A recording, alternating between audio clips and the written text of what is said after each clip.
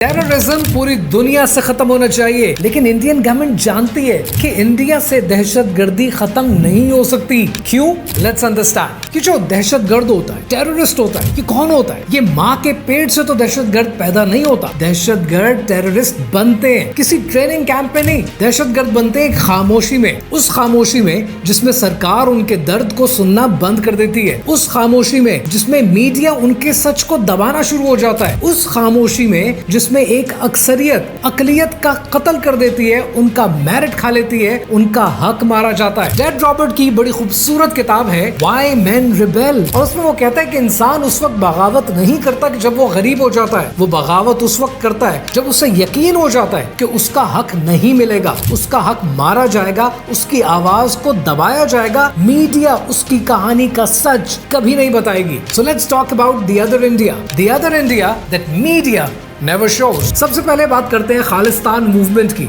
कि वो मूवमेंट है कि जो ऑपरेशन ब्लू स्टार से शुरू हुई, कि जब सिखों की आजादी को, उनकी इंडिपेंडेंस को, उनकी आइडेंटिटी को कुचला गया। आज ये मूवमेंट ओवरसीज डायस्पोरा में, कनाडा में, यूएस में, यूके में शिद्दत के साथ फैल रही है। फिर बात करते हैं नक्सलाइट मूवमेंट की, कि दुनिया की सबसे बड़ी आर्म्स मूवमेंट है, जो 1967 में शुरू हुई, उस वक्त जब बंगाल में लैंड राइट्स को तब्दील किया गया। आज के मूवमेंट झारखंड में, उड़ीसा में, छत्तीसगढ़ में, आंध्र प्रदेश में फुल ऑन एक्टिव है, और ये इंडिया का सबसे बड़ा इंटरनल थ्रेट है। Then comes Nagaland movement. Nagaland India बनने से पहले से आजादी मांग रहा है। ये मूवमेंट तब शुरू हुई जब इनके कल्चर को दबाया गया, इनकी रिप्रेजेंटेशन को खत्म किया गया, इनको एक्सप्लॉइट किया गया। Then comes the Manipur movement. ये मूवमेंट इंडिया की सबसे बड़े मार्जिनलाइज्ड रीजन की मूवमेंट है, जहां पर इंडिया ने दिहाइयों पहले AFSPA arm forces special power act बनाया, यानी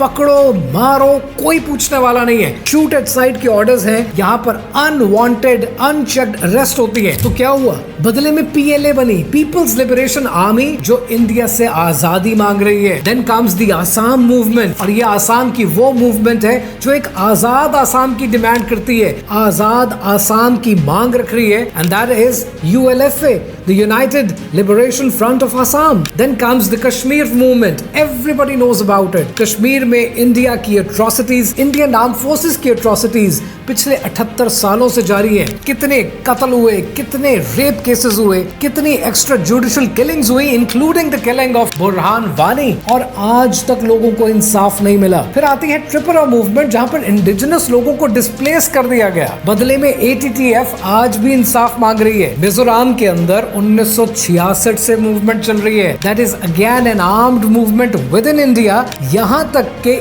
इंडिया ने अपने लोगों के ऊपर मिजोरम में एयर स्ट्राइक्स किए हैं, लेकिन ये बात तो मीडिया हमें कभी बताता नहीं है। फिर आती है मेघालय में मूवमेंट, अरुणाचल में मूवमेंट, और न जाने ऐसी कितनी इंसर्जेंसीज हैं जो इस वक्त भी इंडिया में एक्टिव हैं। देखो, जब हक छीन लिया जाता है तो अकलियतें अपने हुकूक के लिए खड़ी हो जाती हैं, और उन्हीं मूवमेंट में फ्रीडम फाइटर्स पैदा होते हैं, और उन्हीं फ्रीडम फाइटर्स को आप टेररिज्म का नाम देते हैं। सुप्रीम कोर्ट ऑफ इंडिया के जस्टिस VR कृष्णा अय्यर ने कहा था कि terrorism is not the cause, it's a symptom, the cause is injustice. जिस दिन लोगों को हक मिलेगा, अकलियतों को कुचलना बंद कर देंगे, इंसाफ की फरावानी होगी, अंत भक्ति खत्म हो जाएगी, दहशतगर्दी खत्म हो जाएगी। ये जो दहशतगर्द होता है, ये कौन होता है? ये कोई ऐसा इंसान नहीं होता कि जिसके हाथ में बम या बंदूक होती है। ये एक ऐसा बाप होता है जिसके बेटे को गोली लगती है सरकार की, एक ऐसी माँ होती है जिसका जवां साल बेटा वापस नहीं आता। वो इंसाफ मांग रहे होते हैं,